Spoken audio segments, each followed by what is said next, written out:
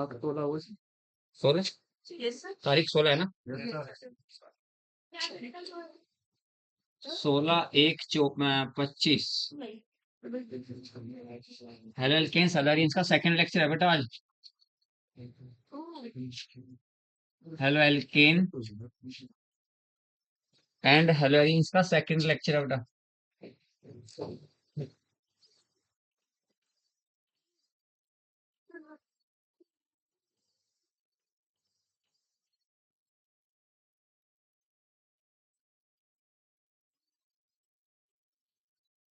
कल मैंने nucleophilic substitution reaction करा दी थी भाई नीतीश। कोई रहा हो तो बताओ महिमा फटाफट।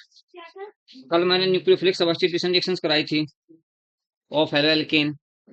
उसमें कोई बात समझ ना आई हो तो पूछो फटाफट, फिर आगे चलते हैं। Nucleophilic substitution reactions of halo alkanes में अगर कोई बात समझ ना आई हो तो पूछिए, है ना।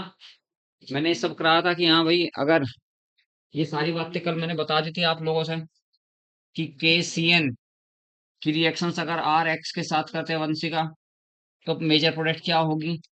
आर एक्स की रिएक्शंस अगर एजीसीएन के साथ करते हैं तो मेजर प्रोडक्ट आपकी क्या होगी। ये बात मैंने बताई थी कल, है ना। ये आपका R single bond C N इसकी मेजर प्रोडक्ट है और R single bond N C इसकी मेजर प्रोडक्ट है। वजह क्या थी महिमा, वजह क्या थी। मैंने जब आर एक्स की हेलो एल्केन की रिएक्शंस के सी एन के साथ कराई तो आर सी एन बना था, और जब आर एक्स की रिएक्शंस एजीसीएन के साथ कराई थी तो आर एन सी बना था। तो प्लस आपका एजी एक्स और ये आपका के एक्स, तो इसकी वजह क्या थी तो कल बताया था आप लोगों से। क्या होता है वंश का, क्या वजह होती है इसकी बेटा। अच्छा तू नहीं आई थी।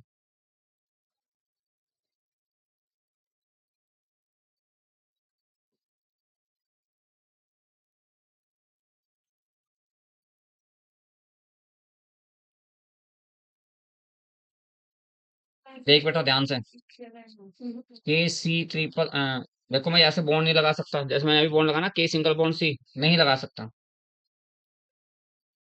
ये बॉन्ड ऐसे नहीं लगा सकता। के सी, के पॉजिटिव हो गया और आपका सी नेगेटिव हो गया, ट्रिपल बॉन्ड एन हो गया। यहाँ पर आर सिंगल बॉन्ड आपका एक्स है, ये पार्शियल नेगेटिव है तो ये पार्शियल आपका पॉजिटिव है। इसकी न्यूक्लियोफिलिसिटी ज्यादा है कार्बन की, कार्बन इस पर अटैक करेगा, लेकिन साथ ही साथ ये भी इस पर अटैक करेगा, दोनों अटैक करेंगे। बट रेट ऑफ अटैक किसका ज्यादा है, कार्बन का ज्यादा है। कार्बन की इलेक्ट्रोनेगेटिविटी कम है और इसकी न्यूक्लियोफिलिसिटी ज्यादा है, तो प्रोडक्ट तो दोनों बनेगी। R single bond C triple bond N भी बनेगा, plus R single bond N coordinate bond dative bond C ये भी बनेगा, और प्लस आपका के एक्स भी निकलेगा, के एक्स निकलेगा। तो मेजर कौन हुई, सी का रेट ज्यादा है पेयर ऑफ इलेक्ट्रॉन को डोनेट करने का, इसलिए मेजर प्रोडक्ट आपकी ये हो जाती है बेटा, और ये आपकी माइनर हो जाती है। लेकिन जब बात करता हूं मैं किसकी, ये तो रिएक्शंस आपकी समझ में आ चुकी है। फिर मैं बात कर रहा था एजीसीएन की। एजीसीएन को कैसे लिख रहा हूँ देखियो, AG single bond C triple bond N, इसको ऐसे करके लिख रहा हूँ। और यहाँ पर ये आपका डेल्टा पॉजिटिव हुआ तो डेल्टा नेगेटिव हुआ। R single bond X plus, ये आपका पार्शियल नेगेटिव तो ये पार्शियल आपका पॉजिटिव। तो अब इसमें रेट किसका ज्यादा होगा, वंशिका एन का ज्यादा है बेटा। अब एन का ज्यादा है, सी का कम है, क्योंकि सी पर आपका पार्शियल नेगेटिव चार्ज आया। अब पहले उसके पास पूरा पूरा नेगेटिव चार्ज विद पेयर था, अब इस पर पार्शियल आया है, तो अब इसका rate of donation of pair of electrons of nitrogen is more than the carbon. तो जिसका ज्यादा होगा उसके रेस्पेक्ट में आपकी प्रोडक्ट बनेगी। आर कोऑर्डिनेट बॉन्ड सी आपका आर एन सी बना, plus R C N, plus आपका ए जी एक्स। अब ये माइनर होगी आपकी और ये प्रोडक्ट आपकी क्या हुई, मेजर हो जाती है। ठीक है, तो ये कल मैंने समझाया था बेटा, कल मैंने ये वंश एक बात समझाई थी। आज का जो टॉपिक है हमारा क्या था आज का, कल nucleophilic substitution reactions of alkanes complete हो चुकी थी। आज हमारा पॉइंट है नेक्स्ट आपका elimination reaction. Elimination reaction, elimination reactions लिख लो। Elimination reactions, those chemical reaction, those chemical reaction those chemical reaction those chemical reactions in which two atoms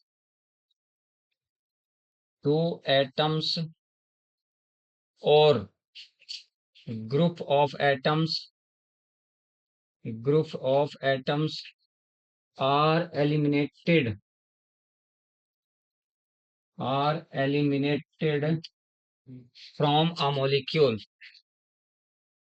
from a molecule known as elimination reactions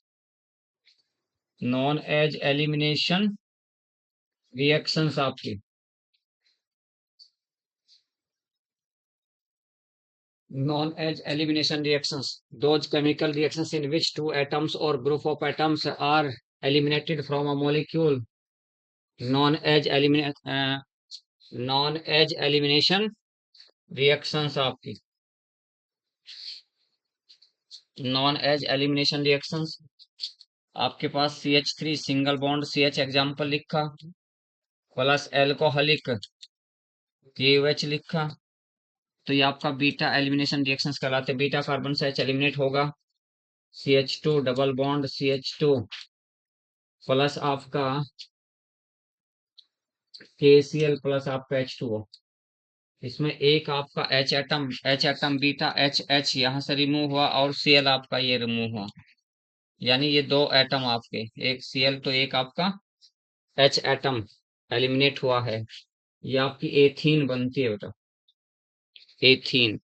तो elimination reactions, those chemical reactions in which two atoms or group of atoms are eliminated from a molecule known as elimination reaction। तो उन chemical reactions को आप elimination reactions कहेंगे जिसमें दो atoms निकालो किसी molecule से, है ना, या दो atoms of यानी groups of atoms निकालो, तो हैं molecule known as elimination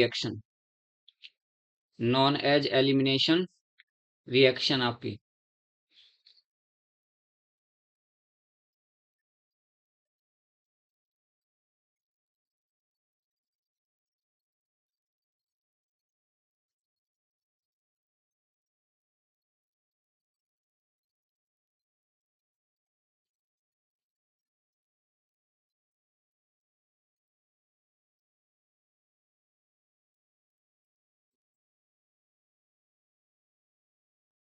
हो गया बेटा, आगे लिखते हैं बेटा। एग्जाम्पल ये आपका हो गया। नेक्स्ट लिखते हैं, देखो पॉइंट अगला आपको। ये मेरे पास वंश का कोई रिएक्शन है, CH3 CH के साथ में आपका एक CH3 यहाँ लगा हुआ है, एक आपका CH ये हुआ, यहाँ Cl है, ये आपका CH3 है बेटा, और एरो में दो निकाल रहा है इससे। पहले वाले एरो पे लिख रहा हूँ, देखियो पॉइंट आपका, पहले वाले एरो पे लिख रहा हूँ एल्कोहलिक KOH, एल्कोहलिक KOH। दूसरे पे लिख रहा हूँ CH3 whole thrice COK, potassium tertiary butoxide, potassium tertiary butoxide. एक पे लिखा एल्कोहलिक KOH, दूसरे पे लिखा CH3 होल थ्राइस COK। देखिए आपका एक ये बीटा कार्बन है, ये बीटा कार्बन, इसके पास H जो बीटा H है, एक आपका ये बीटा कार्बन है, दो हैं, यानी Cl बीटा कार्बन के साथ बीटा इधर से भी निकल सकता है, बीटा इधर से भी निकल सकते हैं।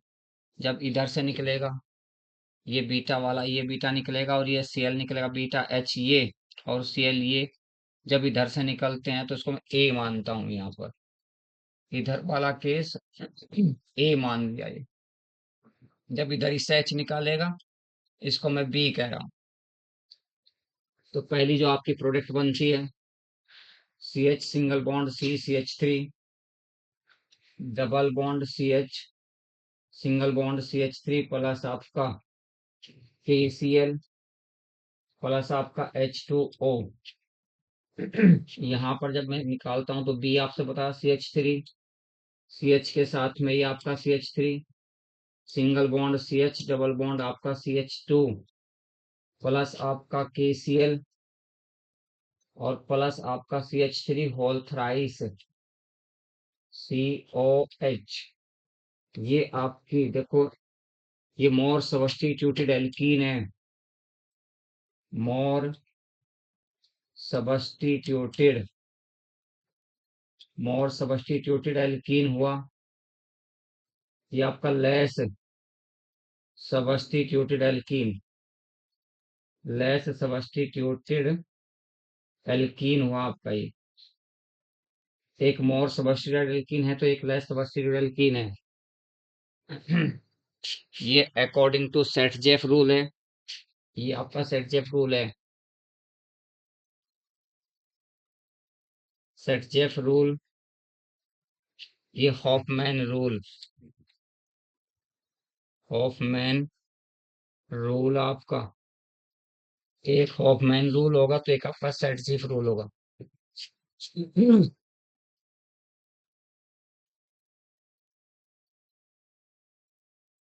देखो सब्स्टिट्यूट प्रोडक्ट दो बनी है, दोनों में एक आपकी मोर सब्स्टिट्यूटेड एल्कीन का मतलब, इस एल्कीन के पास देखता हूँ कितना अल्फा का, ये अल्फा कार्बन, ये अल्फा कार्बन और ये अल्फा कार्बन, ये अल्फा अल्फा है, तो कितने अल्फा एच बने आपके यहाँ, 9 अल्फा एच।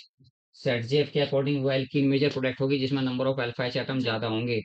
यहाँ केवल एक अल्फा एच एटम है, इसके पास केवल एक अल्फा एच एटम है, क्योंकि डबल बॉन्डेड कार्बन से जुड़ने वाले कार्बन को अल्फा कार्बन कहते हैं, डबल बॉन्डेड कार्बन से जुड़ने वाले कार्बन को अल्फा कार्बन कहते हैं। तो सेटजीव के अकॉर्डिंग तो वो एल्कीन मेजर प्रोडक्ट होगी जिस एल्कीन में number of alpha H atom maximum होंगे, और हॉफमैन के अनुसार वो मेजर प्रोडक्ट होगी जिसमें number of alpha H atom कम होंगे। तो एक आपकी वो प्रोडक्ट बनी है एल्कीन, एक एल्कीन वो है जिसमें number of alpha H atom ज्यादा है, एक वो है जिसमें number of alpha H atom आपके कम है। यानी इसमें इसको मैंने मोर सब्स्टिट्यूटेड एल्कीन कैसे कहा, एक सब्स्टिट्यूएंट आपका ये, एक सब्स्टिट्यूएंट आपका ये, एक सब्स्टिट्यूएंट आपका ये, इसमें तीन सब्स्टिट्यूएंट लगे हुए हैं, तीन लगे हुए हैं तो ये आपका मोर सब्स्टिट्यूटेड एल्कीन बनी। इसमें पूरा का पूरा एक ही सब्स्टिट्यूएंट है ये, जिसको लेस सब्स्टिट्यूटेड एल्कीन कहा। तो according to Saytzeff rule, that alkene will be major product which contains maximum number of substituent, जिसमें सब्स्टिट्यूएंट्स की नंबर ज्यादा होगी, या according to Saytzeff rule, that alkene will be major product which contains maximum number of alpha H atoms। दोनों conditions में से कोई सी भी आप याद रख सकते हैं। According to Saytzeff rule, Saytzeff rule, that alkene will be major product which having maximum number of alpha H atoms। According to Hoffman rule, that alkene will be major product which contains minimum number of alpha H atoms। तो alpha H atom के respect में याद रखेंगे, या फिर substituted alkyl group के respect में याद रखेंगे, जिसमें ज्यादा सब्स्टिट्यूएंट होंगे वो मेजर प्रोडक्ट होगी in the respect of the Saytzeff rule. Saytzeff rule और ये दोनों आपका सेट जेफ रोल और ये एलिमिनेशन हटा दूं, समझ आ गई होगी बात। देखिए हॉफमैन आपका एलिमिनेशन या तो ये होता है, एक हॉफमैन एलिमिनेशन, ये भी हॉफमैन एलिमिनेशन ही होता है आपका ये।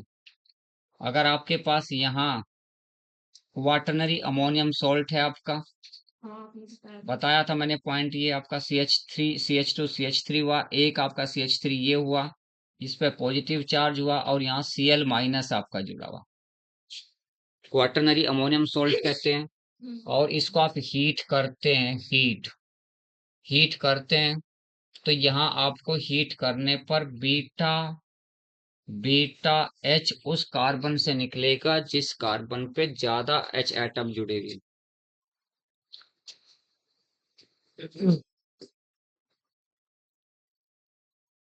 ये आपका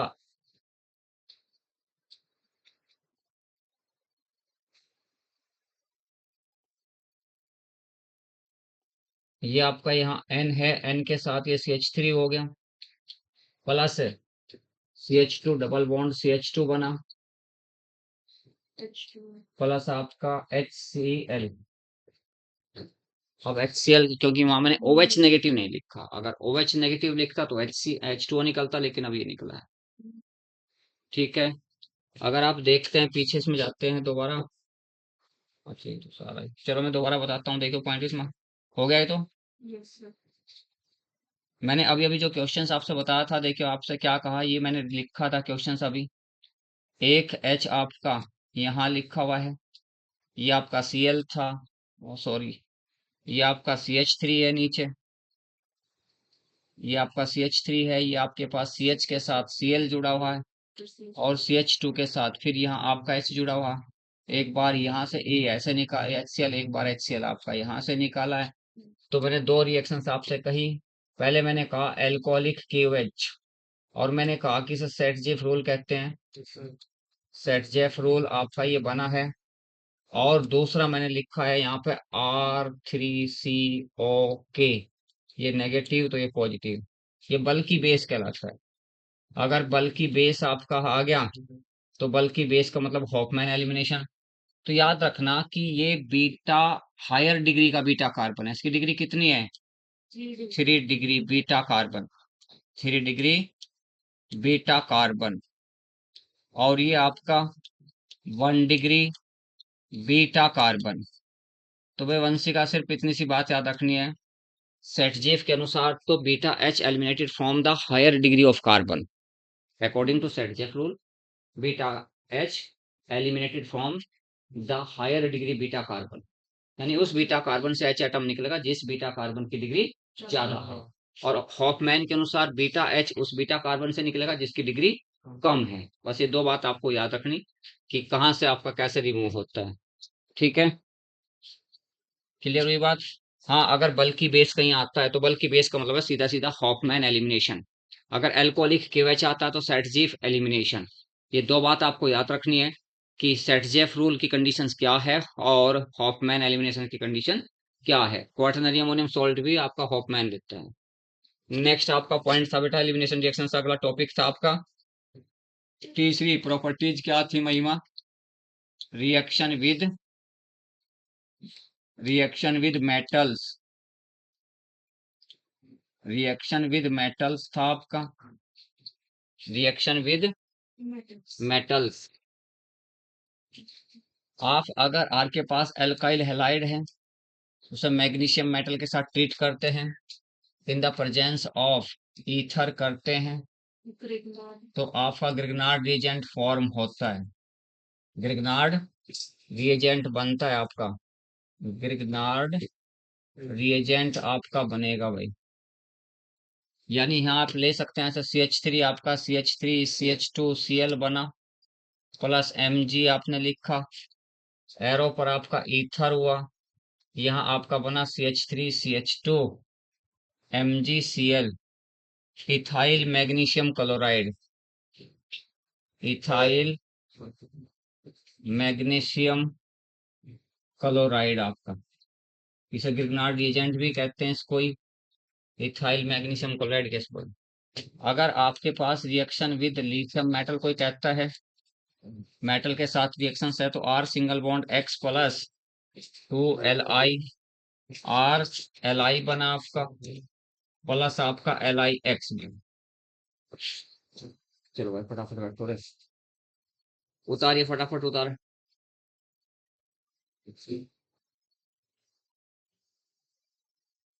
कभी रात लेट कैसा हो गया? तो लेट होता, कल भी लेट ही हुआ तो। बारिश की वजह से। बारिश अभी भी आ रही है क्या? अभी भी आ रही है? नहीं आ रही।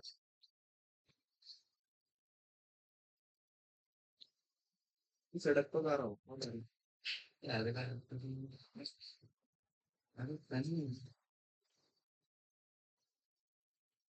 सड़क पे। अरे हाँ, फंस गया होगा तो गाड़ी में फिर। और नमन का।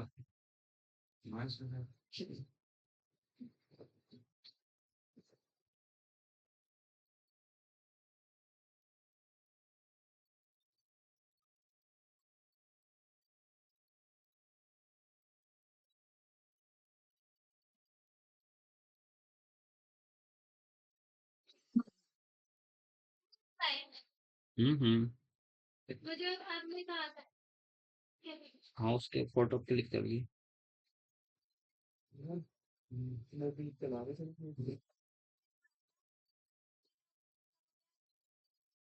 मैं उस दिन जल्दी गया मुझे बेटा।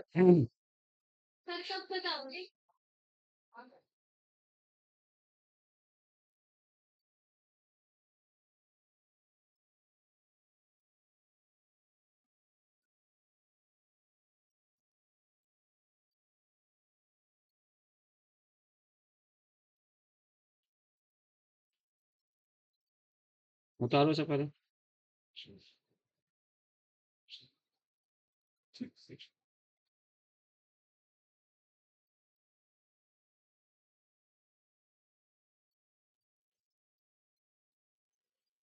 नेक्स्ट लिखो बेटा अगला। Reactions with lithium, reactions with magnesium. Next लिखो reactions with zinc metal. Reaction with zinc metal, reaction with Z zinc metal के साथ रिएक्शन।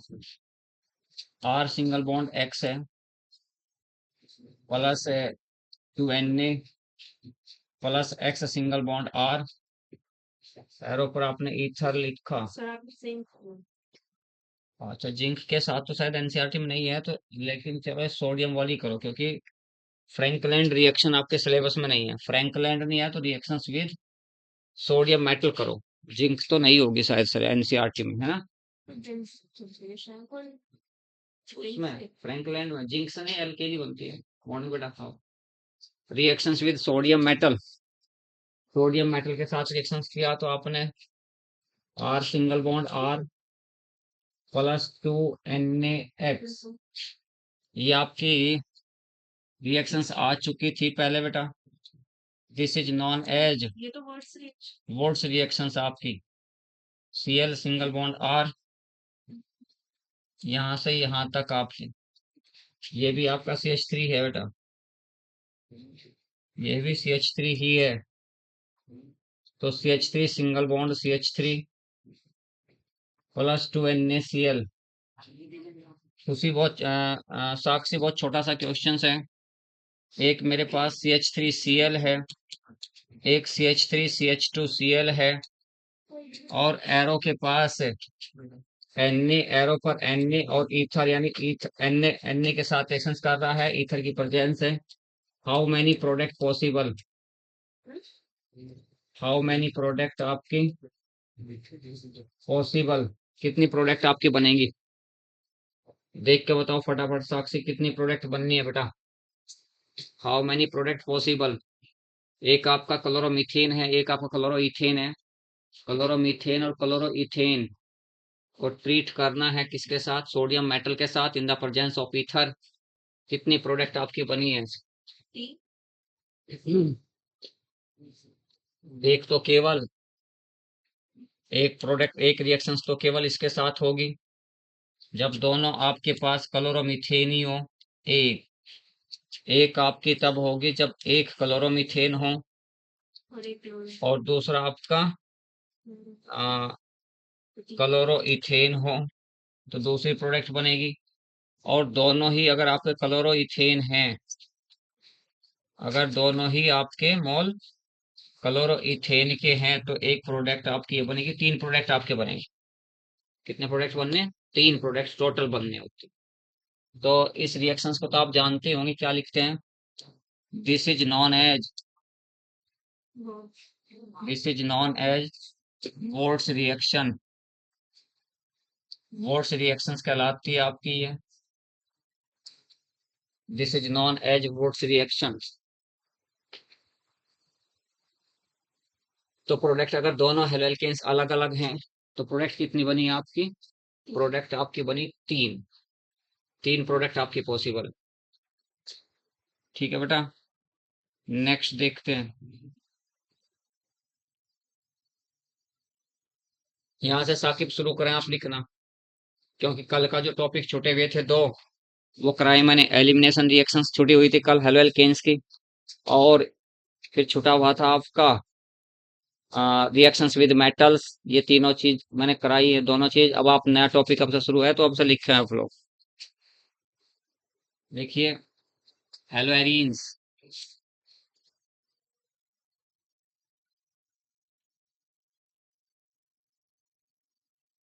हेलो एरीन्स लिखा फटाफट बेटा। Those organic compounds, those organic compounds, those organic compounds in which in which halogen atom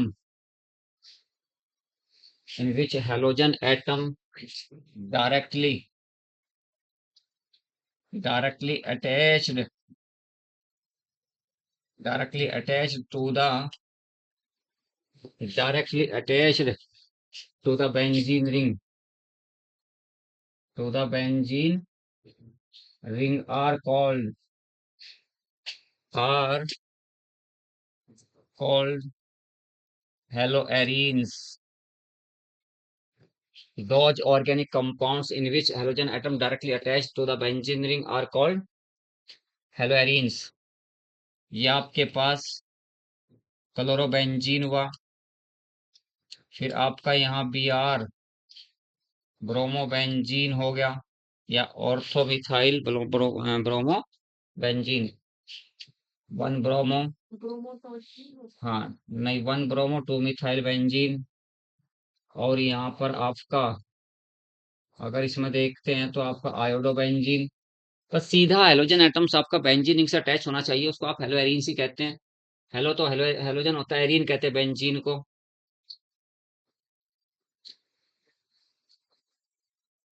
क्या ये hello arene है क्या? ये हेलो एरीन है क्या? ये हेलो एरीन है क्या? नहीं हेलो एरीन, क्योंकि ये बेंजीन रिंग से डायरेक्टली अटैच्ड नहीं है। ये हेलो एरीन्स आपका नहीं है, जिसमें डायरेक्टली अटैच्ड होगा वो आपका हेलो एरीन्स होगा, ये आपका हेलो एरीन्स नहीं है। तो हेलो एरीन्स तो होगा जिसमें आपका हेलोजन एटम डायरेक्टली अटैच्ड होगा बेंजीन रिंग से, वो आपका हेलो एरीन्स होगा। ठीक है भाई साकिब, उसको कहेंगे हेलो एरीन्स। यही आप हेलो एरीन्स भी ऐसे होता है, मोनो हेलो एरीन्स किसे कहेंगे जिसमें दो, एक हेलोजन एटम होता है, डाई हेलो एरीन्स उसमें कहेंगे जिसमें दो हेलोजन एटम अटैच हों। ट्राई हेलो एरीन्स उसे कहेंगे जिसमें तीन हेलोजन एटम आपके अटैच हों। मॉर्निंग मॉर्निंग बेटा, मॉर्निंग मॉर्निंग बेटा। Preparation of hello arenes, preparation of hello arenes, preparation of hello arenes. Hello arenes का प्रिपरेशन नंबर फर्स्ट, एल्कोहल की रिएक्शन किससे करेगी? एल्कोहल से होती है। एल्कोहल कहाँ, एल्कोहल कहाँ, हेलो एरीन। एल्कोहल एक एलिफेटिक कंपाउंड हो गया, हेलो एरीन साफ एरोमेटिक कंपाउंड हो गया। ठीक है, by direct halogenation, by direct halogenation, by direct halogenation of benzene, by direct halogenation of benzene. Benzene का डायरेक्ट हेलोजिनेशन, ये आपका बेंजीन है। बेंजीन की रिएक्शन आप क्लोरीन के साथ कर रहे हो, in the presence of AlCl3 कर रहे हो, तो आपका क्या बना? क्लोरोबेंजीन बना। ये आपका क्लोरोबेंजीन बना। अगर मैं टोलुइन की रिएक्शंस डायरेक्ट करता हूँ, टोलुइन की रिएक्शंस का यानी टोलुइन का डायरेक्ट क्लोरीनेशन करता हूँ, तो क्या बनेगा आपका? AlCl3। तो यहाँ पर आपको बनेगा ऑर्थोमिथाइल क्लोरोबेंजीन प्लस, और ये चलो ऐसे ही कर दो, चाहे वैसे लिख दो, इससे कोई फर्क नहीं पड़ता। CH3 आपका यहाँ Cl ऐसे ही रहना हो तो आगे ऊपर नहीं, अलग आगे पीछे कर सकते हैं, इससे कोई फर्क नहीं हो सकता। यहाँ पर CH3 ये हुआ, तो ये आपका पहला जो प्रिपरेशन है वो डायरेक्ट, पहला प्रिपरेशन है वो है डायरेक्ट आपका halogenation, by direct halogenation of benzene या टोलुइन की डायरेक्ट हेलोजिनेशन की बात हो रखी।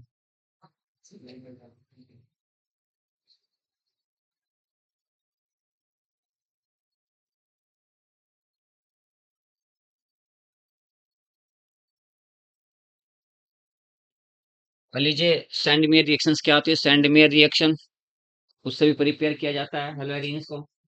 सैंडमेयर रिएक्शन, यानी आपको याद रखना, पहला जो प्रिपरेशन ऑफ हेलोइंस है वो मैंने कहा डायरेक्ट हेलोजिनेशन, यानी इसे कहा this is known as the chlorination of benzene, chlorination of toluene. इसे क्या कह रहा हूँ? क्लोरीनेशन। ये तो क्लो रेडिकल नहीं, electrophilic substitution reaction.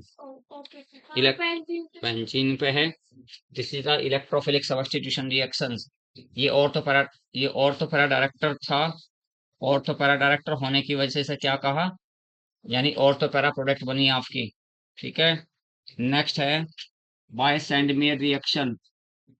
By Sandmeyer reaction, यानी सैंडमेयर रिएक्शंस के द्वारा भी आप प्रिपेयर कर सकते हैं।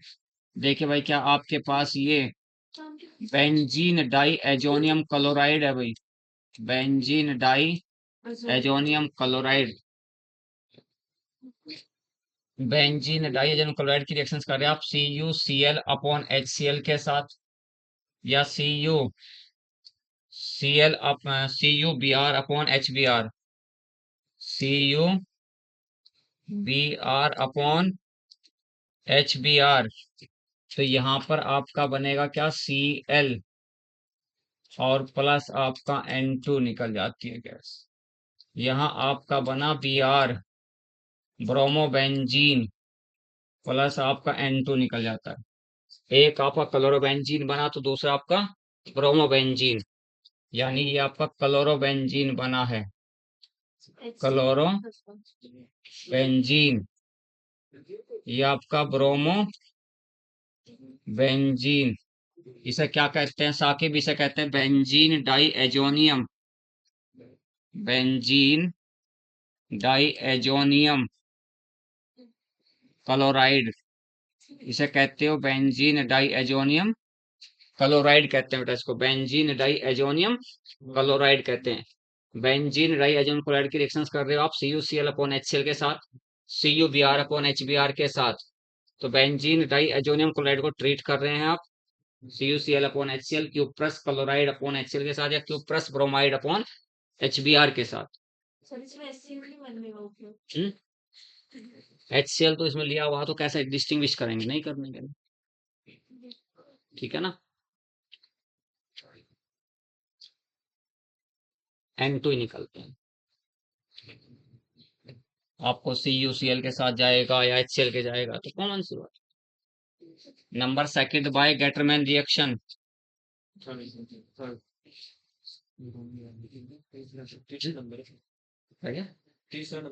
हाँ, तीसरा।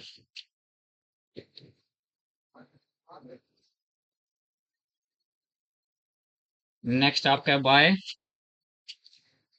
Gattermann reaction. Gattermann reaction, Sandmeyer और गेटरमैन में थोड़ा सा डिफरेंस है, सेम है बिल्कुल। ठीक है। बेंजीन डाई एजोनियम क्लोराइड ही लेंगे, बेंजीन डाई एजोनियम क्लोराइड ही लेते हैं। थोड़ा सा डिफरेंस है, बेंजीन डाई एजोनियम क्लोराइड ही लेंगे। थोड़ा सा डिफरेंस है।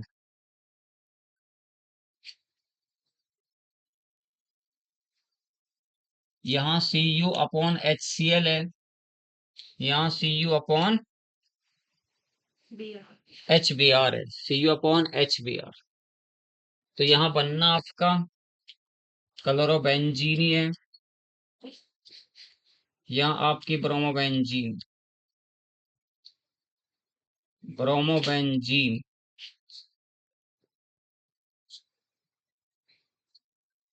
सेम है वही आपका, बस CuCl की जगह Cu अपॉन HCl किया केवल।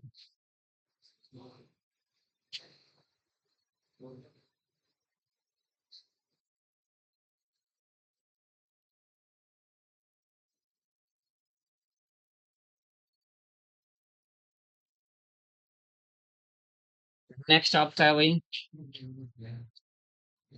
सेम जो का, तो यानी 30 फटाफट ऊपर जो लिखा होता है उसको देख कर उतारते हैं, जहां केवल CuCl की जगह आपने क्या करा, केवल CuCl की जगह केवल Cu किया, Cu upon HCl, Cu upon HBr। Same है, नहीं तो सेंडमियर या सिमिलर ही है गेटरमैन, बट थोड़ा सा डिफरेंस था। और डिफरेंस क्या है? CuCl की जगह केवल Cu करना बस आपने। नेक्स्ट आपका है बाय बाज BALZ बाज सीमेन SCHIEMEN बाज सीमेन रिएक्शन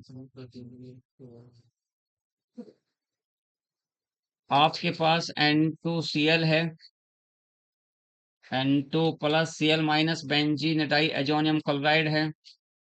इसको आप हीट करते हैं किसके साथ? HbF4 के साथ, टेट्राफ्लोरोबोरिक एसिड के साथ इसको हीट किया तो यहाँ पर आपका माइनस HCl निकल गया, ये भी एक सॉल्ट बना है। N2 प्लस BF4 माइनस, इसको आगे हीट कर रहे हो, हीट करने पर फ्लोरोबेंजीन आपकी बनेगी और प्लस आपका BF3 निकल जाता है, प्लस N2 गैस निकलेगी, प्लस N2, N2 है वही है,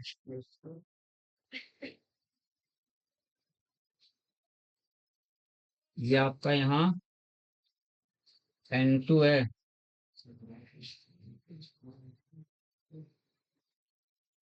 N2BF4 माइनस, तो ये फ्लोरोबेंजीन बनता है आपका। तो क्लोरोबेंजीन, फ्लोरोबेंजीन, ब्रोमोबेंजीन, ये सारे आपके।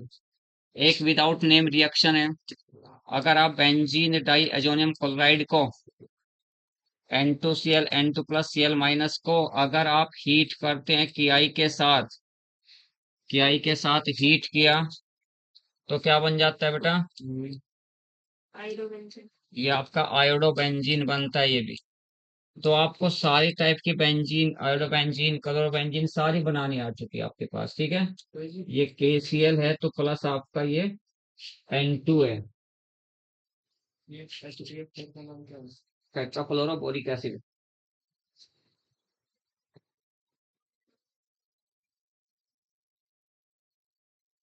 Benzene diazonium fluoroborate, fluoroboric acid होता है आपका ये फ्लोरो, अगले वाले का नाम benzene diazonium fluoroborate, benzene diazonium fluoroborate.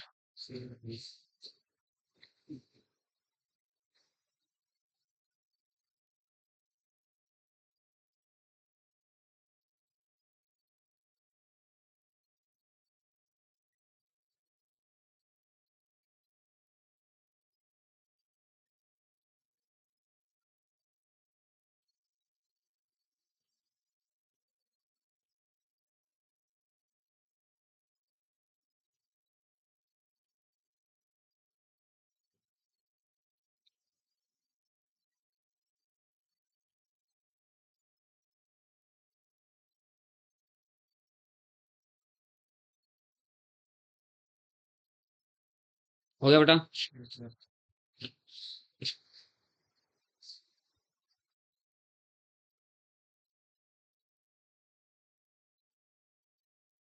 कभी हटा दूं? नेक्स्ट लिखते हैं chemical reactions of haloarene. Chemical reaction, chemical reactions of haloarene.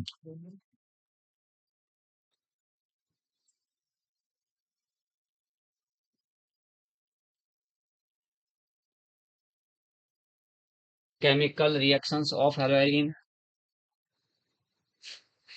Number first लिखा आपने न्यूक्लियोफिलिक,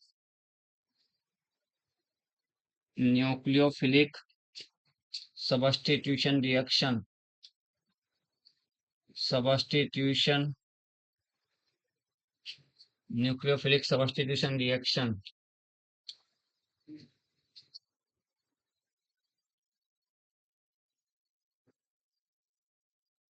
यहाँ आपने क्लोरोबेंजीन लिखा प्लस NaOH के साथ उसको ट्रीट किया, एरो पे लिखा under normal condition, under normal condition, under normal conditions no reaction, no product, is formed. No product is formed.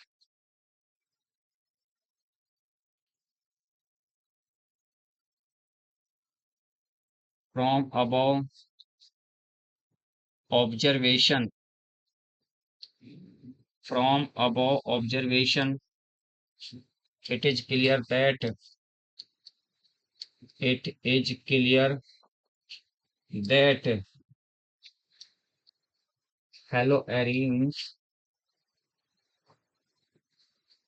haloarenes are less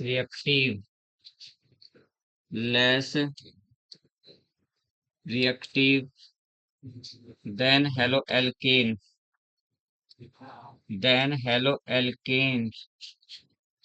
towards nucleophilic substitution reactions. देखो मैंने क्या कहा, from above observation it is clear that haloarenes are less reactive haloarenes are less reactive than haloalkanes. जो आपकी haloarene है वो less reactive है, ये आपका haloarenes are less reactive than haloalkane. Haloarene haloalkane से कम रिएक्टिव है।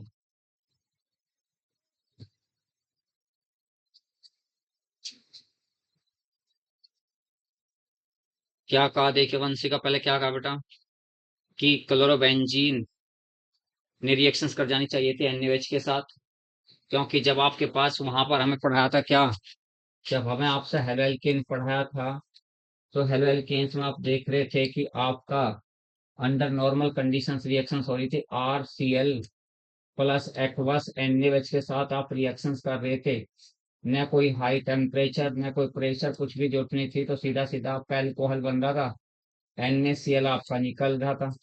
यानी हेलो एल्केन तो simple under normal conditions reactions कर रहा था, ये under normal conditions hello arenes reactions नहीं करती।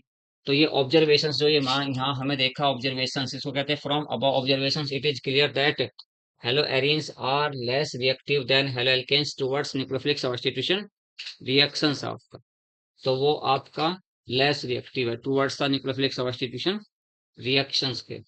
तो इसका कुछ कारण रहे होंगे, अगर इसकी लेस रिएक्टिविटी है तो लेस रिएक्टिव के कुछ यानी रिएक्शंस ना करने का कुछ कारण रहे होंगे, है ना। तो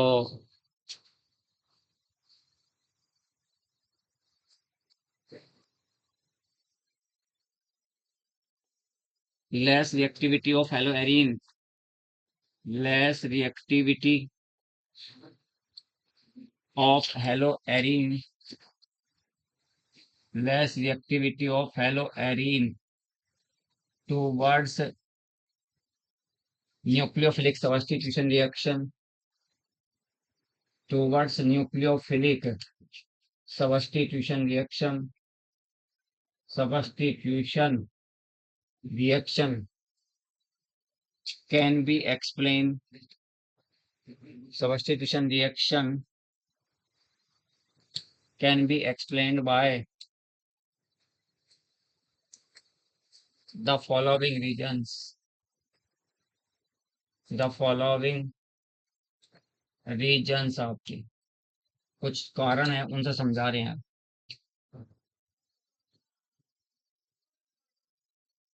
नंबर 1 क्या था, रेजोनेंस। नंबर पहला पॉइंट क्या हुआ, रेजोनेंस आपका, due to resonance, due to resonance, due to resonance partial double bond character, partial double bond, partial double bond character developed between CCl bond of haloarine, haloarine partial double bond character develop between CCl bond of haloarine which decrease decreases the reactivity which decrease the reactivity of haloarine towards nucleophilic substitution reactions आपकी। यानी ये कुछ मैं लिख रहा हूं कि वजह क्या थी। लीजिए तो सिंपल सी बात थी बेटा, है ना, क्योंकि हेलोजन एटम पे जो पेयर ऑफ इलेक्ट्रॉन्स है वो इंटरेक्ट करता है किसके साथ, पाई बॉन्ड और बेंजीन के साथ। तो यहाँ पर पार्शियल डबल बॉन्ड कैरेक्टर जो डेवलप हुआ है, ये partial double bond character develop हुआ है, इसको बताना है जैसे डेवलप होता है। यहाँ नेगेटिव चार्ज आपका, ये यहाँ से यहाँ, फिर यहाँ से आपका डीलोकलाइजेशन हो रहा है पेयर ऑफ इलेक्ट्रॉन्स का। तो एक double bond Cl, positive charge आपका यहाँ पर, नेगेटिव यहाँ,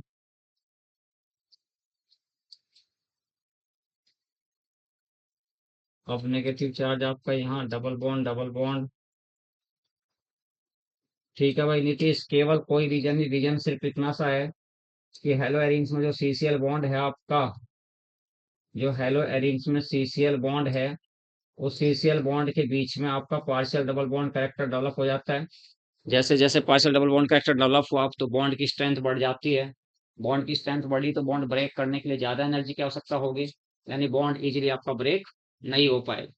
तो बॉन्ड ब्रेक नहीं होगा इसलिए लेस रिएक्टिव हो जाएगा towards the nucleophilic substitution reactions. तो पहला जो कारण है, due to resonance partial double bond character develop between CCl bond of haloarenes which decrease the reactivity of haloarene towards the nucleophilic substitution reaction. बस आपको तो ये कहना कि रेजोनेंस तो वो इफेक्ट है जिसकी वजह से partial double bond character develop हो गया किसके बीच में, डीलोकलाइजेशन, यानी CCl बॉन्ड के बीच में आपका सीधा सीधा सा partial double bond character develop होने का मतलब ये है कि इसकी रिएक्टिविटी को कम करता है कौन, न्यूक्लियोफाइल के अगेंस्ट, यानी रेजोनेंस जो है वो हेलोरीन्स की रिएक्टिविटी को डिक्रीज कर रहा है। साकिब समझ आई बात है। Partial double bond character develop होने का मतलब भी आप समझ सकते हैं कि partial double bond character develop होने का मतलब है कि हेलोरीन्स की रिएक्टिविटी न्यूक्लियोफिलिक सब्स्टिट्यूशंस की रिस्पेक्ट में कम होना, उसके रिस्पेक्ट में कम हो जाती है। नंबर दूसरा जो फैक्टर्स हैं, लेस रिएक्टिविटी के कुछ फैक्टर्स हैं। हाँ दोनों तरफ कहाँ पे, हाँ ये रेजोनेंस है, ये रेजोनेटिंग एरो है, ये जो एरो लगता है दोनों तरफ है, इससे यानी इससे वापस इसको भी बना सकता है, ये इससे इसको बना सकता है, उसको इससे बना सकता है, ये दोनों आपस में इंटर कन्वर्टिबल है, दोनों कन्वर्ट रहते पे होते रहते हैं एक दूसरे में। रेजोनेंस, ये रेजोनेंस एरो है, रेजोनेंस को शो करने वाला एरो है ये।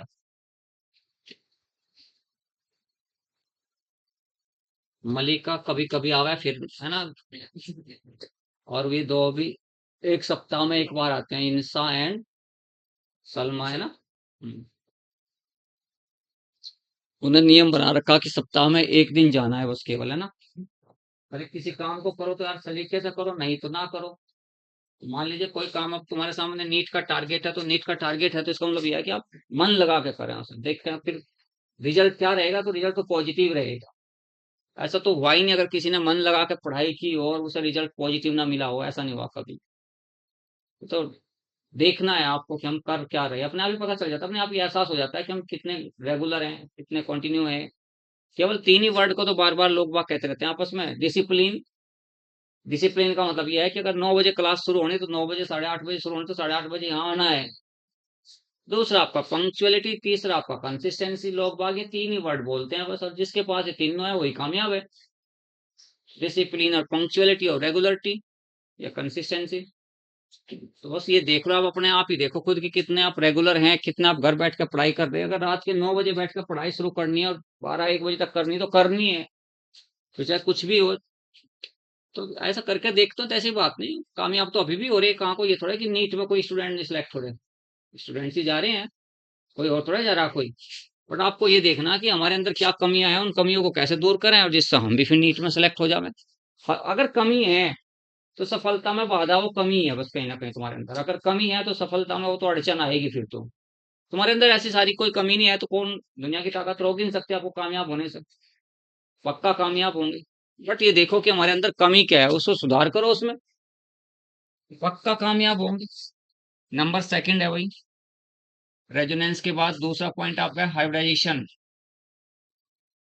हाइब्रिडाइजेशन आपका हाइब्रिडाइजेशन तो हाइब्रिडाइजेशन जब आप देखते हैं, चलो लैंग्वेज कम लिखते हैं, ऐसे देखते हैं यहाँ पर आपका ये आपका जिस कार्बन से ये जुड़ा हुआ Cl, इस पर आपका हाइब्रिडेशन है sp2। और sp2 का मतलब हो गया s बराबर हो गया 33.3% आपका s कैरेक्टर हुआ। s इज इक्वल टू 33.3% आपका s कैरेक्टर हुआ। ये आपका Cl हुआ, इस पर हाइब्रिडेशन आपका sp3 है और s कैरेक्टर यहाँ 25% है। तो एस का electronegativity of carbon atom, electronegativity of carbon proportional to S character, proportional to S character in hybrid orbital, in hybrid orbital. जो हाइब्रिड ऑर्बिटल में एस कैरेक्टर है, sp यानी sp2 है, sp3 है, तो उसमें डायरेक्टली प्रोपोर्शनल है। इलेक्ट्रोनेगेटिविटी ऑफ कार्बन इसकी ज्यादा है। इलेक्ट्रोनेगेटिविटी, जो इलेक्ट्रोनेगेटिविटी होती है inversely proportional to bond length होगी। तो आपको पता चला यहां से इलेक्ट्रोनेगेटिविटी किसकी ज्यादा है बेटा, इसकी ज्यादा है। जब इसकी ज्यादा है तो बॉन्ड लेंथ CCl की बॉन्ड लेंथ कम होगी, 169 पिकोमीटर। और यानी bond strength bond strength inversely proportional to bond length. Bond length कम है तो बॉन्ड की स्ट्रेंथ ज्यादा है, ये बॉन्ड लेंथ कम है तो इसकी स्ट्रेंथ ज्यादा है। स्ट्रेंथ ज्यादा हुई तो इस बॉन्ड को आप ब्रेक नहीं कर सकते इजीली, इसको आप इजीली ब्रेक नहीं कर सकते। इसकी जो बॉन्ड लेंथ है वो कितनी है, 177 पिकोमीटर, 177 पिकोमीटर, ये 177 पिकोमीटर है। और ये कितना आपका 169 पिकोमीटर है। तो किस पर डिपेंड कर रहा है, S character of hybrid orbitals, hybrid orbitals के एस कैरेक्टर पर डिपेंड करता है। तो अपना लिखो, ऐसे लिख लिया करो विदाउट लैंग्वेज, अगर लिखना हो तो ऐसे पता होना चाहिए कि electronegativity of carbon proportional to S character in hybrid orbital. तो हाइब्रिड ऑर्बिटल्स में एस कैरेक्टर कितना है, electronegativity inversely proportional to bond length. Electronegativity ज्यादा है तो sp2, जिस कार्बन पर sp2 हाइब्रिडेशन है उस कार्बन की इलेक्ट्रोनेगेटिविटी उस कार्बन से ज्यादा है जिस पर sp3 हाइब्रिडेशन है। उसके बाद फिर आपको पता चला कि बॉन्ड स्ट्रेंथ जो होती है वो बॉन्ड लेंथ की रेसिप्रोकल होती है। तो बॉन्ड लेंथ CCl की बॉन्ड लेंथ कम है इसलिए इसकी स्ट्रेंथ ज्यादा है, और CCl एल्केन्स के बॉन्ड लेंथ ज्यादा है तो स्ट्रेंथ कम होगी। तो इस बॉन्ड को इजीली ब्रेक किया जा सकता है, इस बॉन्ड को इजीली ब्रेक किया जा सकता है, इसको इजीली ब्रेक नहीं किया जा सकता, है ना। उसके बाद तीसरा जो रीजन है, इनस्टेबिलिटी ऑफ फिनाइल कैटायन, हटा दें, instability of phenyl cation.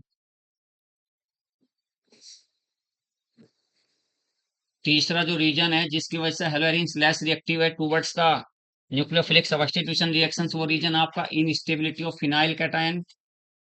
Instability instability of phenyl cation, phenyl cation. अगर आपके पास ये हेलोरीन है, हेलोरीन्स ऐसे आपका इस बॉन्ड को आपने ब्रेक कर दिया, तो ब्रेक करने के बाद आपका यहाँ पर ये फिनाइल कैटायन बना।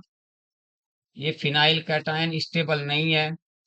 तो वंशिका क्यों स्टेबल नहीं है, क्या रेजोनेंस नहीं शो कर रहा, क्या ये कर रहा है, Cl माइनस यहाँ क्योंकि जिस कार्बन पर पॉजिटिव चार्ज है अगर उसी कार्बन पर पाई बॉन्ड हो तो कंडीशन ऑफ कॉन्जुगेशन सेटिस्फाइड नहीं करेगा, तो इसका मतलब ये रेजोनेंस शो नहीं करेगा, तो ये आपका अनस्टेबल हो गया, ये आपका अनस्टेबल हो गया।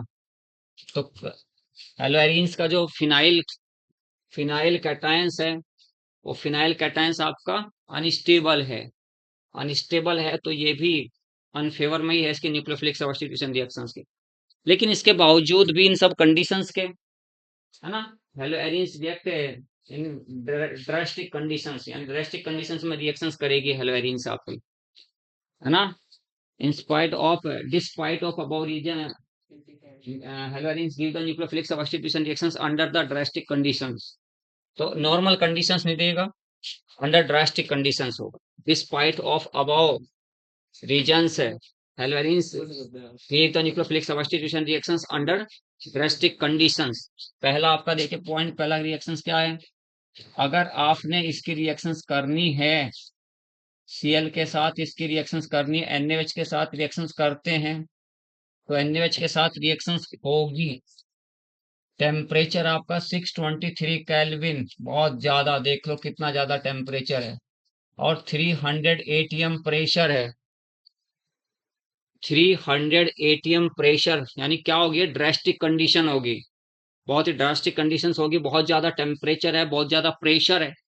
तो उसके बाद फिर आपका सोडियम फिनोक्साइड आपका बना, सोडियम फिनोक्साइड बना जिसको ट्रीट करा किसके साथ, आपने HCl के साथ ट्रीट किया, तो फिर आपका बन क्या जाता है यहाँ पर, OH बन जाता है, प्लस आपका NaCl निकल जाता है, तो फिनॉल आपका बना, तो लेकिन वो नॉर्मल कंडीशंस में नहीं, ड्रास्टिक कंडीशंस में, मैंने लिखा था under normal conditions no reaction. उसके बाद अब आपके पास दूसरा पॉइंट है, अब यहाँ क्या करता हूं मैं, देखता हूं कि क्लोरोबेंजीन की रिएक्शंस कर रहा हूं, लेकिन मैंने पैरा पोजिशंस पे NO2 ग्रुप लगाया है, पैरा पोजिशंस पे NO2 ग्रुप लगाया, NO2 ग्रुप लगाने पर 443 केल्विन तो टेम्परेचर हो गया, टेम्परेचर भी डिक्रीज हुआ, प्रेशर तो हट ही गया बिल्कुल, क्या होने से, NO2 ग्रुप लगने पर, तो इसका मतलब NO2 ग्रुप क्या कर रहा है, हेलोएरिन्स की रिएक्टिविटी को इंक्रीज कर रहा है ना, towards the nucleophilic substitution reaction. तो यहाँ पर फिर आपका ONA, ये आपका NO2 ग्रुप, फिर HCl के साथ रिएक्शंस किया, रिएक्शंस करने पर आपका OH, और इस पोजिशन पर आपका फिर NO2 ग्रुप लगा है, प्लस NaCl। उसके बाद मैं क्या देखता हूं कि अगर दो जगह NO2 ग्रुप लगा दिया, एक आपका ऑर्थो पोजिशन पर NO2 लगा, एक आपका पैरा पोजिशन पर NO2 लगा, अब प्लस NaOH के साथ आप ट्रीट कर रहे हो, ट्रीट करने पर आपका 3 यानी 368 केल्विन टेम्परेचर और कम हो गया, दो ग्रुप लगने पर और कम हो गया टेम्परेचर, तो फिर आपका इसका मतलब क्या हुआ कि इलेक्ट्रॉन विड्रॉइंग ग्रुप है, increase the reactivity of hello arenes towards the nucleophilic substitution reaction. यहाँ पर फिर आपने HCl लिखा, तो देखते जा रहे हो आप, वंश का क्या पता चल रहा कि ठीक है सर, एक कंडीशन हमारे सामने आ रखी है कि जो आपका इलेक्ट्रॉन विड्रॉइंग ग्रुप है वो इसकी रिएक्टिविटी को इनहेंस कर रहा है towards the nucleophilic substitution reactions, तो रिएक्टिविटी को इंक्रीज कर रहा है।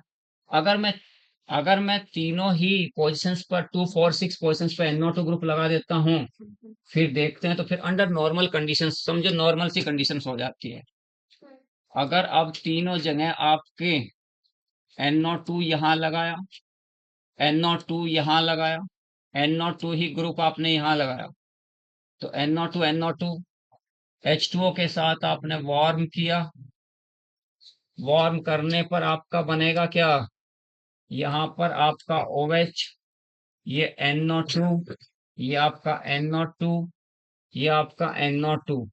अब आपने जरूरत NaOH की भी नहीं पड़ी, केवल वाटर के साथ वार्म किया, और वार्म करते ही आपका बना क्या,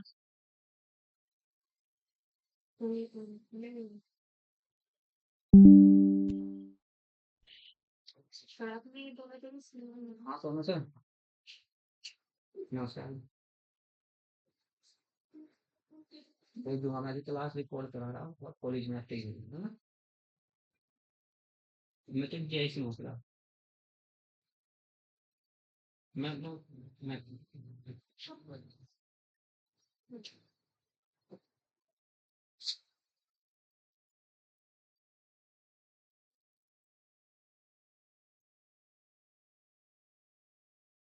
ठीक है बेटा।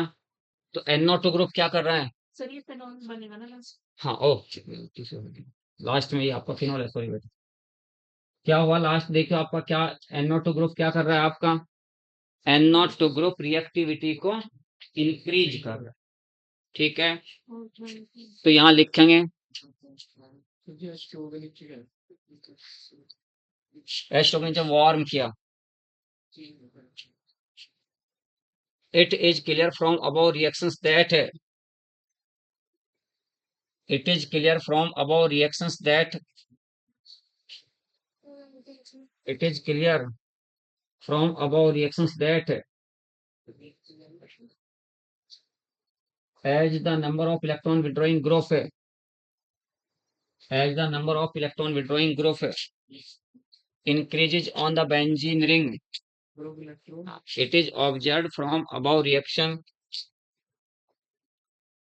it is observed from above reaction from above nucleophilic substitution reactions, it is observed from above nucleophilic substitution reactions that as the as the number of as the number of electron withdrawing group on the benzene ring on the benzene ring increases the reactivity of haloarine the reactivity of haloarine towards nucleophilic substitution reactions also increase। Ali ji clear होगी बात ये? as the number of electron withdrawing group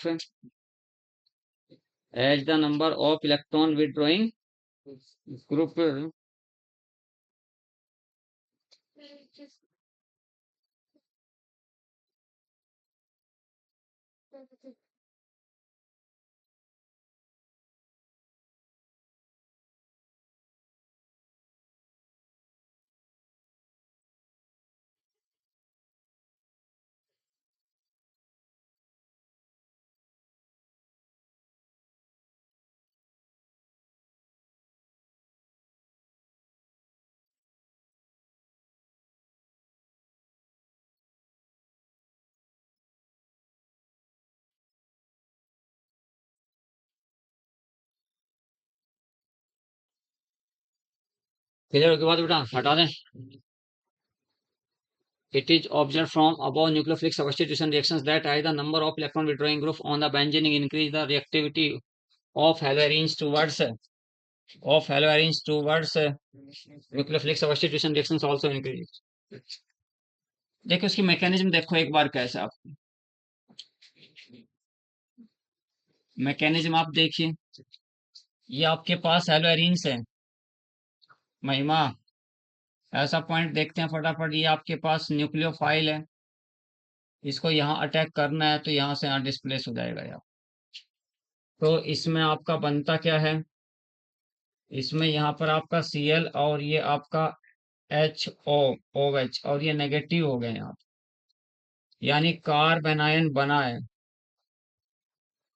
carb anion बना है, stabilise by resonance है क्योंकि pi bond के साथ conjugation में है।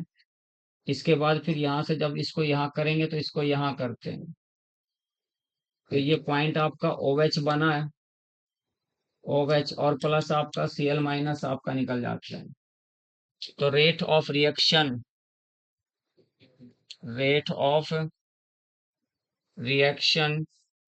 proportional to stability of carbanion, stability of carbanion. तो rate of reactions proportional to stability of carbanion, ज्यादा जितना ज्यादा स्टेबल होगा कार्बन आयन उतनी ज्यादा रिएक्टिविटी। तो इसमें तो हमेशा सेकंड मिलेगा। किसमें? हेलोएरिन में नहीं, तो मैं तो ये समझाना चाह रहा हूँ कि अगर जब मैंने यहाँ पर Cl के साथ NO2 ग्रुप यहाँ लगाया तो NO2 ग्रुप कार्बन आयन की स्टेबिलिटी को इंक्रीज कर रहा है, इंक्रीज कर रहा है। तो इंक्रीज कर रहा तो इसलिए ये रिएक्टिविटी को भी इंक्रीज करेगा, क्योंकि जब मैं यहाँ पर OH नेगेटिव का अटैक करूंगा, न्यूक्लियोफाइल का यहाँ अटैक करूंगा तो नेगेटिव चार्ज यहाँ शिफ्ट हो जाएगा। अब नेगेटिव चार्ज यहाँ शिफ्ट हुआ तो Cl आपका ये हुआ, आपका OH आपका ये हुआ, नेगेटिव चार्ज यहाँ है और यहाँ पर आपका कोऑर्डिनेट बॉन्ड और डबल बॉन्ड आपका ये है, ये यहाँ से यहाँ, यहाँ से यहाँ। अब यहाँ से यहाँ और यहाँ से यहाँ होने का मतलब आप समझिए, ठीक है सर। जो NO2 ग्रुप है, NO2 ग्रुप का काम कार्ब एनायन की स्टेबिलिटी को बढ़ाना था, इंक्रीज करना था। तो ये बात आपको समझनी, क्योंकि कार्ब एनायन जितना ज्यादा स्टेबल होगा उतना ही रिएक्टेंट आपका रिएक्टिव होगा। तो कार्ब एनायन जितना ज्यादा स्टेबल उतना ज्यादा आपका रिएक्टिव होगा। न्यूक्लियोफिलिक सब्स्टिट्यूशन रिएक्शंस के बाद आपका ये आपको समझ गया, जब तीनों जगह NO2 ग्रुप ज्यादा लग जाएंगे तो ज्यादा स्टेबिलिटी हो जाएगी आपकी।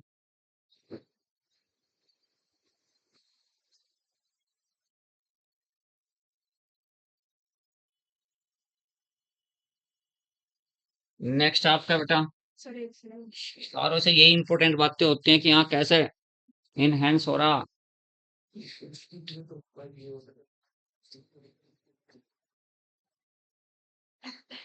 क्वेश्चंस आपका, which of the following is more reactive towards nucleophilic substitution reaction.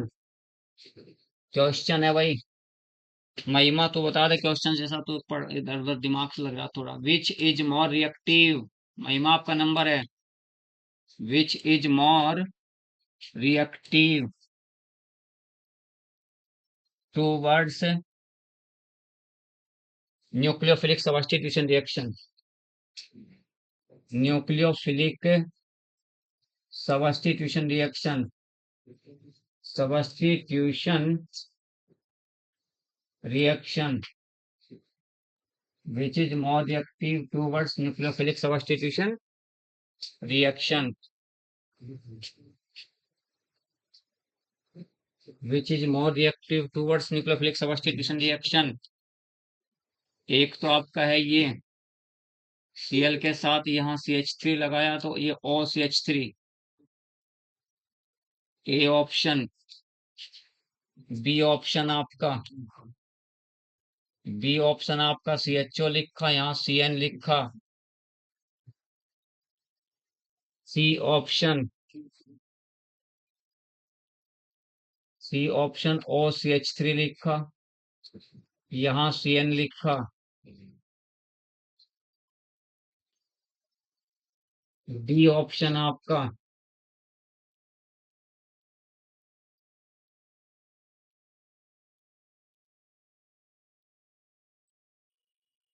ये आपके चार ऑप्शन है, चारों में से कौन सा which is more reactive towards nucleophilic substitution reaction. हाँ, ऑप्शन आपका सेकंड है, सेकंड तो नहीं हो, सी है। देख लो आप, फटाफट देखना बताओ। OCH3 प्लस एम होते हैं, प्लस हम शो करेगा ये तो ये मेटा डायरेक्ट। अरे भाई यही पता, रिएक्टिव होगा, यही तो लिखवा था अभी। Electron withdrawing group increases the reactivity of halorine towards the nucleophilic substitution reaction। तो ये तो इलेक्ट्रॉन रिलीजिंग, ये तो इलेक्ट्रॉन डोनेटिंग ग्रुप है, इलेक्ट्रॉन डोनेटिंग ग्रुप है, तो ये तो आपका इलेक्ट्रॉन रिलीजिंग ग्रुप है, ये भी इलेक्ट्रॉन रिलीजिंग ग्रुप है। ये विड्रॉइंग है CN, ये विड्रॉइंग है, ये विड्रॉइंग है तो ये रिलीजिंग है, ये भी रिलीजिंग है तो ये भी रिलीजिंग है। तो विड्रॉइंग कहाँ है? अच्छा मोर मोर रिएक्टिव, मोर रिएक्टिव, तो दोनों में वो विड्रॉइंग तो यही तो हुआ, तो विड्रॉइंग यही हुआ, तो आपका मोर रिएक्टिव दोनों में विड्रॉ कर रहा है, विड्रॉइंग ग्रुप एक्टिविटी को इंक्रीज करता है, ये मैंने अभी अभी लिखवाई है बात। लीस्ट रिएक्टिव अगर पूछे तो डी ऑप्शन हो जाएगा, क्योंकि CH3 की कम है, रिलीज करने की कैपेसिटी वहां दोनों की है, तो अगर लीस्ट रिएक्टिव की बात करते हैं तो डी ऑप्शन हो जाएगा, डी। डी होगा। हाँ, भाई क्यों? NH2 में भी N के पास अपना पेयर है डोनेशन। और O के पास भी अपने पेयर हैं, CH3 के पास कहाँ पेयर है अपना डोनेट करने को, वो तो हाइपर कॉन्जुगेशन के कारण इलेक्ट्रॉन रिलीज करता है बेंजीन को, CH3 के पास अपना कोई पेयर थोड़ा ही होता है, नहीं होता। यहाँ इनके पास तो दोनों के अपने पेयर है, डीलोकलाइज करते हैं बेंजीन के साथ, डिस्टेबलाइज करते हैं कार्बन आयन को, कार्बन आयन को डिस्टेबलाइज करते हैं। स्टेबलाइज तो कार्बन आयन को कौन कर रहा, ये दोनों स्टेबलाइज करते हैं, ये रिएक्टिविटी स्टेबिलिटी इंक्रीज करते हैं, किसकी, कार्बन आयन की स्टेबिलिटी को ये दोनों इंक्रीज करते हैं। नेक्स्ट आपका पॉइंट है electrophilic substitution reaction, electrophilic substitution reaction, substitution reaction, electrophilic substitution reactions of haloarene, electrophilic substitution reaction of haloarene, ये आपके पास है हेलो एल्कीन, आपके पास ये है, ये आपके पास है, इससे आपने एरो निकाल देते हैं दो तीन, और तो पैरा डायरेक्टर है ये, अगर आपको याद हो तो, क्या है ये, और तो पैरा डायरेक्टर। अगर इसका आप क्लोरीनेशन करते हैं तो न्यू इनकमिंग एटम और ग्रुप कहाँ आएगा, ऑर्थो एंड पैरा पोजिशंस पाएगा वंशी का, ये ऑर्थो पोजिशंस पर आया, और दूसरा कहाँ आएगा आपका, पैरा पोजिशंस पर आएगा। पैरा डाइक्लोरोबेंजीन का melting point ortho and meta dichlorobenzene से ज्यादा होता है due to the symmetrical structures of. उसके बाद फिर यहाँ पर नाइट्रेशन करते हो आप इसका, HNO3 अपॉन H2SO4 नाइट्रेशन करेंगे, नाइट्रेशन पर आपका ये Cl हो गया, तो ये आपका NO2 हुआ, और तो पैरा पर आपका क्या आ जाएगा, न्यू इनकमिंग ग्रुप, यानी NO2 आपका कहाँ कहाँ आ गया, ऑर्थो एंड पैरा पे आ गया। सल्फोनेशन करेंगे, सल्फोनेशन की जगह चाहे आप CH3Cl अपॉन AlCl3 लिखें, तो ये फ्रिडल-क्राफ्ट एल्काइलेशन हो गया, तो CH3 आपका यहाँ पर आपका, बस वो मैंने स्किप कर दिया, उस आप SO3H अपने आप करेंगे। ये तो सिंपल सी बात है, इलेक्ट्रोफिलिक सब्स्टिट्यूशन रिएक्शंस में Cl जो आपका है वो ऑर्थो पैरा डायरेक्टर है, तो ऑर्थो पैरा पोजिशंस पर नया ग्रुप लगेगा आपका, हेलोजिनेशन में हेलोजन एटम लग जाएगा, नाइट्रेशन में NO2 ग्रुप लग जाएगा, सल्फोनेशन में SO3H लग जाएगा, फ्रिडल-क्राफ्ट एल्काइलेशन में CH3 लगेगा, एसाइलेशन में COCH3 लगेगा। ठीक है, ये तो चारों पांचों रिएक्शंस आपको बड़े अच्छे से पता है, इसमें तो इतनी छोटी सी बात थोड़ा ही कोई, वो तो जनरल सी बात है, ये तो बिल्कुल ही कि हाँ भाई कहाँ किसमें आपका हेलोजिनेशन हो रहा, या फिर आपका नाइट्रेशन हो रहा, या आपका सल्फोनेशन हो रहा है ना, ये तो आपकी इजी सी बात है ये तो।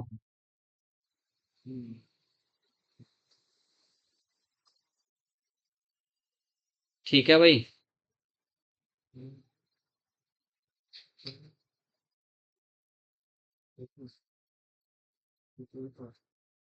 नेक्स्ट आपकी है, आपको पता है तीसरी प्रॉपर्टी आपको पता है, वॉर्ड्स फिटिग रिएक्शन, वॉर्ड्स फिटिग रिएक्शन क्या होती है ये साक्षी, वॉर्ड्स फिटिग रिएक्शन, वॉर्ड्स का जो रिसर्च वर्क था वो हेलो एल्केन पे था, किस पे था, हेलो एल्केन, और फिटिक का जो वर्क था वो था हेलो एरीन पर, इसने वर्क किया हेलो एरीन पर, तो अगर यहाँ पर CH3Cl halo alkane plus 2Na और Cl, यहाँ बेंजीन रिंग, बेंजीन मैंने फिटिक के केस में लिया है, यहाँ से यहाँ निकल गया, ईथर की प्रेजेंस है, बना क्या आपका CH3, यानी टोलुइन बन जाती है आपकी, प्लस आपका 2Na, Cl आपका निकल जाता है।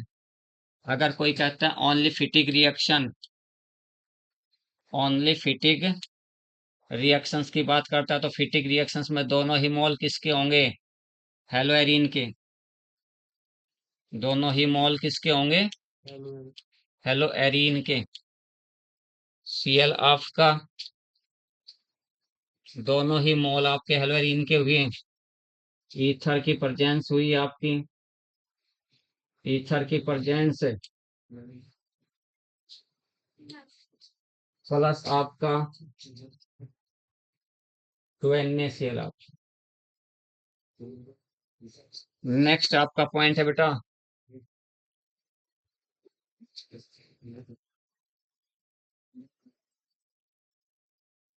नेक्स्ट आपका है रिएक्शन विद Mg मेटल,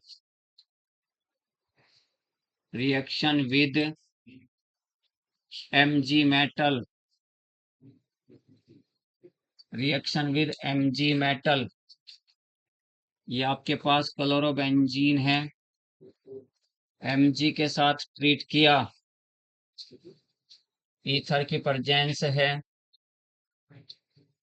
यहाँ पर आपका MgCl phenyl magnesium chloride, phenyl magnesium chloride, phenyl magnesium chloride Grignard reagent आपका, ग्रिग्नार्ड रिएजेंट आपका बनता है।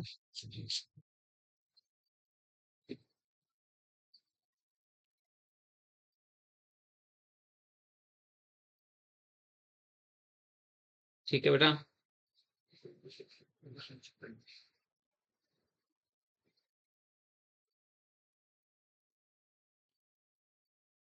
तो इसके nucleophilic substitution reactions of haloarene important, उस बात को याद रखेंगे। ठीक है,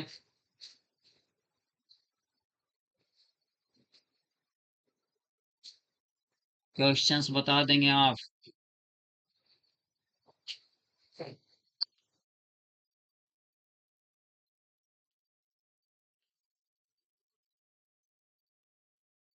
यहाँ कोई हाइड्रोकार्बन है बेटा,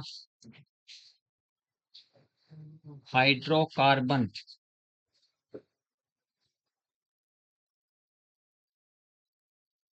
कोई हाइड्रोकार्बन है,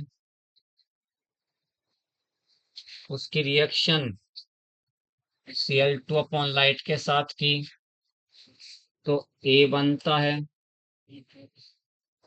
A को Na अपॉन ईथर के साथ ट्रीट किया, Na अपॉन ईथर के साथ ट्रीट किया तो CH3 CH CH3 और CH3 CH CH3 ये प्रोडक्ट आपकी बनती है, ये प्रोडक्ट आपकी बनती है। तो हाइड्रोकार्बन आपका क्या है ये बताना है, हाइड्रोकार्बन कौन सा है ये आपको बताना है। हाइड्रोकार्बन का नाम बताओ क्या होगा यहाँ पर, फटाफट बताओ। प्रोटीन। हाइड्रोकार्बन आपका, क्योंकि प्रोपेन में कितने कार्बन होते हैं? 3। और प्रोडक्ट कितने कार्बन की बनी? 6 कार्बन की। तो व्हाट्स रिएक्शन में प्रोडक्ट जस्ट डबल कार्बन की बनती है, इसमें कार्बन है उससे डबल कार्बन की बनती है। तो डबल कार्बन पर आपका बनेगा क्या देखियो, हाइड्रोकार्बन आपका प्रोपेन होगा, ये CH3 CH2 CH3, क्योंकि जब इसकी क्लोरीन के साथ रिएक्शन करते हो तो दो प्रोडक्ट बनेंगे, एक यहाँ एक यहाँ, दो प्रोडक्ट बनेंगे। और फिर यहाँ पर आपका यूवी लाइट आपका है, तो CH3 CH के साथ में आपका यहाँ क्या होगा Cl, ये आपका CH3। फिर जब आप Na के साथ ट्रीट करते हैं इसके 2 मोल लेंगे Na अपॉन ईथर, तो ये आपके 2 प्रोडक्ट आपकी बन जाती है यहाँ CH3 CH के साथ आपका CH3 CH CH3, ये आपका CH3। हाँ ये आपकी वुड्स रिएक्शन है, ये आपकी वुड्स रिएक्शन है,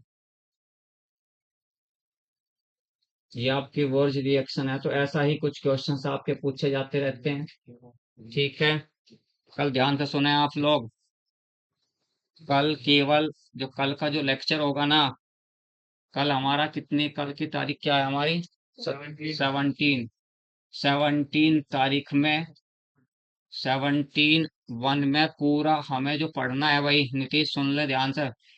17 तारीख को प्रॉब्लम्स करेंगे, केवल problems, problems of halo alkane and hello arene,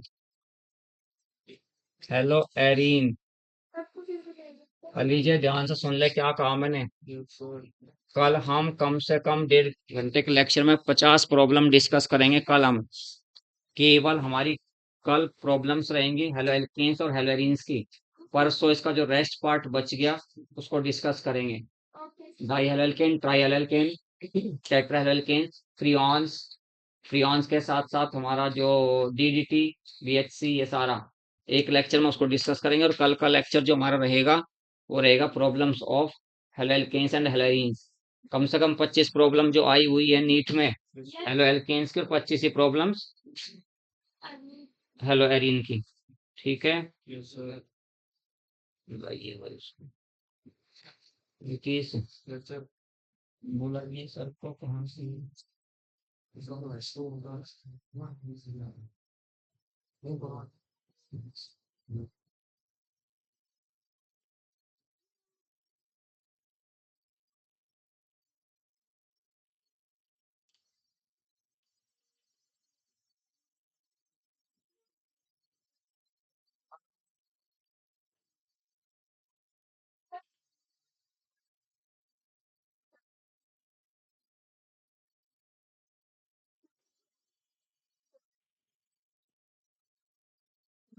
मुझे बताओ एक बार।